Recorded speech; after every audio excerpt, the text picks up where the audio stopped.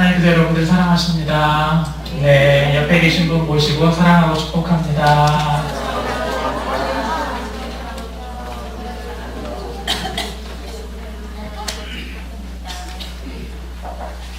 네, 성경에 보면 믿음에 관계된 이야기들이 많이 나오죠. 믿음의 사람들이 많이 나옵니다. 믿음이란 뭘까요?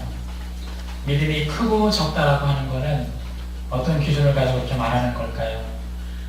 전 믿음과 관련돼서 많은 사람들, 믿음에 칭찬받은 사람도 많이 있지만, 저는 오늘 마가복음에서 읽었던 그 귀신 들린 자의 아이의 아빠의 이야기가 저는 믿음과 관련돼서 제 마음에 와닿는 이야기입니다. 귀신 들린 아이를 둔 아버지가 이 아이를 고쳐보고자 너무나 많은 노력을 했는데 결국 되지 않다가 예수님의 소문을 듣고 이제 찾아오죠. 찾아와서 예수님을 만날 수 없으니까 제자들에게 맡깁니다. 제자들이 다 달라붙어서 이 아이를 낳게 하려고 했지만 결국 이 아이는 낳지를 못합니다. 실망했죠. 나름대로 마지막 소망을 품고 낳을 수 있을 거라고 생각해서 왔는데 그마저도 이제 무산된 겁니다. 그걸 보고 예수님이 다시 한번 묻잖아요. 왜 이렇게 되었느냐 물었을 때 이 아버지가 하는 말이, 이 아이가 귀신 들려서 불에도 넘어지고 물에도 넘어지고 온몸을 아마 벗겨보면 아마 화상된 자국과 상처투성이인 아들에 대한 이야기를 하고, 당신 제자들에게도 데려왔지만 되지 못했습니다. 하실 수만 있으면, 만약에 고쳐줄 수만 있으면 고쳐주면 좋겠습니다. 이렇게 했을 때 예수님이 명확하게 말씀하시는 게 있죠. 여러분 다 알고 있는 이 요절만 외워요. 할 수 있거든이 무슨 말이냐? 믿는 자에겐 능치 못할 일이 없느니라. 이거 지금 혼내는 꾸짖는 거죠. 할 수 있거든이 무슨 말이냐? 믿는 자에겐 능치 못할 일이 없느니라 했을 때 우리는 그 다음에 이렇게 얘기할지도 모릅니다. 내가 당신 제자에게 맡겼지만 안 됐다고. 지금까지 그래 놓으라고 말해야겠지만 이 아버지의 그 다음 말이 저는 그 전에 23절에 했던 예수님의 말보다 더 마음에 와닿는 말씀입니다. 불평하고 원망하고 그렇게 말할 수 있음에도 불구하고 이 아버지가 했던 말은 내가 믿나이다. 나의 믿음 없는 것을 도와주십시오. 전 이 한 말씀이 예수님이 했던 말씀보다도 더 와닿는 말씀인 것 같아요. 실망을 경험하고 기도했는데도 안 되고 이거 때도 안 되는데도 불구하고 이 아버지는 그걸 넘어선 거죠. 제가 믿습니다. 제 믿음 없는 것을 도와주십시오. 믿음이라고 하는 게 뭘까요? 내 경험이나 지식이나 여러 가지 그런 많은 것들을 넘어서 그럼에도 불구하고 하나님께, 하나님의 말씀에 우선순위를 두는 겁니다. 하나님께 우선순위를 두는 것, 그것을 우리는 믿음이라고 표현합니다. 믿음의 본 모습은 직분이나 내가 오래도록 신앙생활을 했다거나 아니면 성경 지식을 너무 많이 알아서 마치거나 그런 것이 믿음의 잣대가 아닙니다. 믿음은 내 삶의 우선순위를 하나님께 두는 거죠. 내 삶이 우선순위가 하나님께 있다고 하면서도 내 뜻대로 마음대로 하는 거, 그거 믿음이 아니라고 성경은 말합니다. 하나님의 뜻 안에서 내가 하나님의 뜻에 내 뜻을 복종시키는 것, 그래도 먼저 생각하는 건 하나님이에요 이렇게 말할 때 그것을 우리는 우선순위라고 합니다. 우리 아동부 친구들이 열심히 놀 것도 많고 여러 가지 이유도 많지만 주일날에 아빠 따라서 엄마 따라서 교회 오는 것, 그것을 믿음이라고 합니다. 그 아이가 뭐 떠들고 재미없어 저렇게 이소원처럼 돌아다니고 이렇게 하는 것도 이상해 보이지만, 하지만 그래도 어쨌든 반항하지 않고 따라오는 것, 그 자체가 우리는 믿음이라고 말을 합니다. 내 삶의 우선순위가 어디에 있는가, 그걸 한번 돌이켜보시면 됩니다. 여기 와 있으면 아무것도 모릅니다. 하지만 우선순위는 어떤 순간에 나타나느냐? 선택의 순간에 나타납니다. 선택의 순간이 되면 저 사람의 우선순위가 뭔지가 드러나고, 그 우선순위가 우리 믿음이라고 했을 때 그 사람의 믿음이 어떤지를 알 수 있게 된다라고 하는 말입니다. 우리가 중요하게 여기는 것, 그것을 우선순위라고 했고, 우리는 우선순위에 따라서 선택을 하고 그 우선순위에 따라서 움직이게 됩니다. 이화여고가 요번에 그 또 경쟁률을 최고의 경쟁률을 치면서 이번에 추첨을 했습니다. 1.5배를 뽑았습니다. 근데 신기하게도 항상 보지만 이화여고를 치는 아이들과 또 다른 학교를 치는 아이들의 성향이 많이 달라요. 실제로 그 얘기를 합니다. 그 이유는 뭘까요? 우선순위인 거죠. 어느 학교를 선택하는 그 부모들과 학생들의 그런 우선순위가 있습니다. 난 다른 거 다 필요 없어. 이거면 돼. 무조건 이것만 돼 하는 데가 있고, 분명히 이화여고를 치는 아이들, 지원하는 아이들의 또 우선순위가 있습니다. 또 그런 학부모의 우선순위도 저희는 들어서 알고 있습니다. 우선순위가 그들의 방향을 결정하는 거죠. 이 학교를 갈 건가, 저 학교를 갈 건가. 너무너무 힘들고 멀지만 나 이 학교 올 거야 하는 이유는 그 아이들 나름대로의 우선순위가 있기 때문에 그렇습니다. 오늘 창세기에서 길게 읽었던 창세기 13장의 이야기도 바로 그런 겁니다. 아브라함과 롯이 처음에 그랬습니다. 하나님이 말씀을 따라서 정순 도시를 떠나서 하나님이 지시할 땅으로 갔습니다. 열심히 정말 아무것도 보장된 것 없지만 이 삼촌과 조카가 모든 짐을 싸고 길을 떠났습니다. 가는 것까지, 나온 것까지 좋고 떠난 것까지 좋았는데 아브라함과 롯에게 문제가 생겼습니다. 그 문제가 뭐냐면 싸우기 시작한 겁니다. 왜 싸웠을까? 같이 지냈지만 목초지는 정해져 있고 양떼가 늘어나기 시작하니까 이제는 공유지의 비극이라고 하죠. 네, 이제는 같이 먹일 수가 없는 겁니다. 아브라함의 목자와 롯의 목자가 서로 다투기 시작을 했습니다. 얼마나 많이 심해졌는지 더 이상 같이 거할 수가 없게 됐습니다. 그래서 아브라함이 결정을 하죠. 이대로 있다간 서로에게 도움이 되지 않을 것 같다. 우리 헤어져야겠다. 하면서 아브라함과 롯이 언덕 위로 올라갑니다. 아브라함의 어머니가 당연히 내가 좋은 땅 가질래. 내가 먼저 장이 유서야. 내가 먼저 결정하고 너 해. 할 법도 하지만 아브라함은 그러지 않았습니다.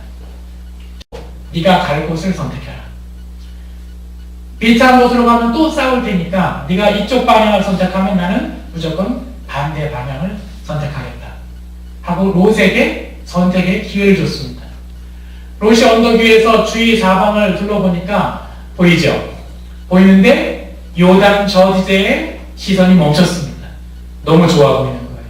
이유는 성경에 나와 있기를 요단 저지대, 그곳이 어떤 곳이냐? 마치 하나님의 동산 같았다. 에덴 동산 같았다는 겁니다. 어찌 보면 시냇물이 흐르고 정말 그 양들을 먹이기에 가장 적합한 곳이고 또 거기에는 도시도 형성되어 있어서 양만 먹이는 것뿐만 아니라 그 양을 나중에 팔 수 있는 것까지도 아주 적절한 곳이었습니다. 그것을 성경에서는 하나님의 동산 같았다라고 표현했습니다. 롯은 딱 보니까 이제 견적이 나온 거죠. 선택에 확실한 우선순위가 생긴 겁니다. 그래서 롯은 아무런 꺼리낌 없이 요단 저지대의 그곳을 선택합니다. 근데 그곳의 이름이 뭐였냐면 멸망하기 전에 소돔과 고모라였다라고 말합니다. 죄악이 정말 아예 가득한 곳. 이미 롯도 왜 몰랐을까요? 충분히 다 소문으로 들어서 그 도시가 어땠는지 알았겠지만 롯의 우선순위는 그것이 아니었습니다. 롯의 우선순위는 자기의 양떼를 지키는 거였습니다. 양떼를 유지하고 양떼를 팔아서 나름대로 생활의 유지가 롯의 우선순위였습니다. 처음에 분명히 나올 때는 아브라함과 하나님의 말씀을 듣고 나왔지만 어느 순간 그 재산이 늘어나면서 그 재산을 유지하는 것이 이 롯의 우선순위가 되어버린 겁니다. 그러다 보니까 롯은 그 땅을 선택합니다. 아브라함은 딱 보고 나서 롯이 선택하니까 뒤돌아서야 되잖아요. 뒤돌아서서 과감하게 그 반대 방향으로 나아갑니다. 왜 아브라함이 봤을 때 그게 안 보였을까요? 아브라함도 그 분명히 봤을 겁니다. 저게 너무너무 좋아. 당연히 좋죠. 누구나 다 봐도 좋을 만한 땅이지만 아브라함이 그걸 돌이켜 설 수 있는 분명한 이유는 아브라함의 우선순위는 롯의 우선순위와 같지 않았기 때문에 그렇습니다. 아브라함의 우선순위 첫 번째는 가족끼리 싸우지 않는 것. 두 번째는 하나님의 약속의 말씀이었습니다. 하나님이 가라고 해서 나왔으니까 당연히 하나님께서 가라고 한 데가 있을 거예요. 겉으로 보이는 것이 아니라 보이지 않는 것이 보이지 않는 하나님의 약속을 따라서 과감하게 반대 방향으로 가게 된 겁니다. 아브라함이 거하게 된 땅은 가나안 땅이었습니다. 하지만 그때 당시에 가나안 땅은 우리가 알고 있는 젖과 꿀이 흐르는 가나안 땅은 아니었을 겁니다. 어찌 보면 아브라함이 선택했기 때문에 그 이후부터 그 땅이 더 젖과 꿀이 흐르는 땅이 되었는지도 모른다라고 하는 사실입니다. 우리 또한 선택의 기로 앞에서 어떤 걸 선택할까에 따라서 우선순위가 드러납니다. 성경에서는 그것을 속사람과 겉사람이라고 표현합니다. 겉사람은 겉에 있는 모든 것을 보고 판단하지만 속사람은 겉사람과 달리 보이지 않는 것을 바라본다라고 말합니다. 왜냐하면 보이는 것은 잠깐 있다가 사라지지만 보이지 않는 것은 영원하다라고 성경은 말합니다. 우리가 가진 삶의 목적, 내가 정말 중요하게 여기는 것이 무엇이냐에 따라서 우리의 방향이 결정됩니다. 어떤 우선순위를 가져야 될까요? 우리는 속사람의 우선순위를 가져야 된다는 것을 압니다. 하지만 무엇이 중요하다는 것을 알면서도 현실적으로 그 우선순위를 지켜나가기가 쉽지가 않습니다.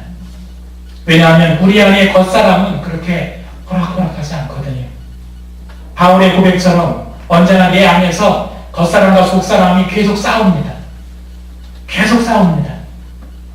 그렇게 해야 된다는 걸 알지만 그렇게 하지 못하는 자신으로 인해서 늘 괴로워합니다. 그 싸움을 바로 믿음의 싸움이라고 말합니다. 우리는 늘 믿음의 싸움을 하는 사람들입니다. 아브라함 또한 그런 믿음의 싸움을 했습니다. 그가 보기에도 롯이 택한 그 저지대, 요단 저지대의 에덴 동산 같은 땅은 매혹적인 땅이었습니다. 하지만 그 싸움에서 아브라함은 속사람의 우선순위를 따라서 살아갔습니다. 당장은 좁고 험한 길이지만 하나님의 약속의 말씀이 있는 땅으로 과감히 나아갔다라고 하는 사실입니다. 롯의 이야기는 성경에 보면 다 나옵니다. 롯이 선택한 후에 어떻게 되었는지 우리는 그것을 분명히 알고 있습니다. 그렇다면 똑같이 약속을 믿고 고향을 떠났던 아브라함과 롯이 왜 그렇게 달라졌을까? 왜 그렇게 우선순위가 달라졌을까에 대한 이야기입니다. 왜 그랬을까요? 분명히 롯이 고향을 떠날 때도 그냥 덩달아 따라 나온 것이 아니라 나름대로 그 약속을 믿고 따라 나왔는데 어느 순간 선택의 기로 앞에서 그 우선순위가 변했다는 거죠. 나올 때와는 달라졌다는 겁니다. 롯이 믿음이 없어서가 아니죠. 왜 아브라함은, 왜 롯은, 왜 우선순위가 달라졌을까? 그것은 아브라함이 이동할 때마다 했던 그 행동을 보시면 알게 됩니다. 오늘 창세기의 맨 끝을 18절에도 거기 나와 있고 12장에도 나와 있는 겁니다. 아브라함은 항상 장소를 옮길 때마다 했던 행위가 있었는데 그것은 하나님께 제단을 쌓아 올렸던 거였습니다. 지금 쉽게 말하면 예배했다는 거죠. 하나님의 인도하심을 받고 내가 속사람의 우선순위를 지켜나가는 가장 좋은 방법, 가장 확실한 방법은 하나님께 예배하는 겁니다. 예배를 통해서 우리는 하나님을 만나고 약속의 말씀을 확인받습니다. 주의 인도하심을 받고 내 삶의 우선순위를 지켜나가기를 원하는 사람은 하나님께 예배할 수 있는 사람이어야 합니다. 나와 우리 가정, 우리 이화교회의 공동체가 우선순위가 흔들릴 때마다 우리는 예배를 통해서 약속의 말씀을 확인받고 삶의 우선순위를 다져나가는 겁니다. 세상 속에서 흔들리던 믿음의 우선순위를 예배를 통해서 우리는 다질 수 있다는 뜻입니다. 그래서 매주마다 우리 나와서 어떻게 살아야 될까? 말씀을 듣고 예배하고 이렇게 살아야지. 또 가서 그 우선순위가 흔들릴까봐 수요일날 와서 다시 한번 다지고 내가 그것이 너무 약해서 그것이 안 돼서 새벽마다 나와서 기도하면서 내 흔들리는 믿음의 우선순위를 다지는 행위, 그것을 예배라고 하는 겁니다. 그런데 우리는 그런 우선순위를 다질 수 있는 기회를 갖지 못한 상태에서 과연 우리가 세상 속에서 갑작스러운 그런 일이 닥쳤을 때, 선택의 기로에 섰을 때 과연 우선순위에 따라서 선택할 수 있을까? 쉽지 않은 거라고 하는 거죠. 그리스도인들에게 예배가 중요한 이유는 바로 거기 있는 겁니다. 우리가 더 강해서요? 그렇지 않죠. 약하니까 우리 교회에 나오는 것 아닙니까? 약해서 하나님의 도움을 원해서 이 자리에 나오는 것이고, 내가 자꾸만 늘 흔들리니까 하나님 저에게 좀 붙잡아 주세요. 내게 힘을 주세요. 내가 좀 세상에 나가서 또 실패하고 넘어지지 않게 도와주세요. 다지러 오는 것이 바로 이 예배의 장소인데, 우리가 예배를 소홀히 여길 수 있다면 더 이상 우리는 그 믿음의 우선순위를 갖고 나아갈 수도 없고, 조그만 환난과 어려움이 닥치면 우리는 겉사람이 늘 등장해서 겉사람의 우선에 따라서 선택할 수밖에 없게 된다라고 하는 겁니다. 세상은 급한 것을 먼저 하라고 말합니다. 당장 눈에 보이는 것이 중요하다라고 재촉을 합니다. 믿음의 사람에게 중요한 것은 하나님이 원하시는 것이지, 또 주님 안에서 받은 우선순위를 갖고 행동하는 것입니다. 마귀는 우리가 가장 궁할 때 보이는 것들, 돌을 떡으로 만들어 먹으라고 유혹을 합니다. 마귀는 방향보다 속도가 중요하다라고 말합니다. 가장 빨리 성공하기 위해서 내게 절하라고, 불의에 타협하라라고 말합니다. 그러나 우리 주님은 자기의 십자가를 지고 나를 따르라라고 말씀하십니다. 속도보다 중요한 것은 올바른 우선순위를 가지고 나아가는 거라고 말합니다. 나 자신은, 그리고 우리 공동체는 지금 어떤 우선순위를 가지고 생활하고 있습니까? 몸은 예배당에 있지만 여전히 겉사람의 우선순위를 가지고 있지는 않는지, 하나님이 원하시는 것보다 또 하나님의 경고에도 불구하고 에덴 동산 같아 보이는 소돔과 고모라를 향하고 있지는 않는지를 스스로 돌이켜보시길 바랍니다. 오늘 그 우선순위를 다지기 위해서 오늘 여기 오셨는 줄 압니다.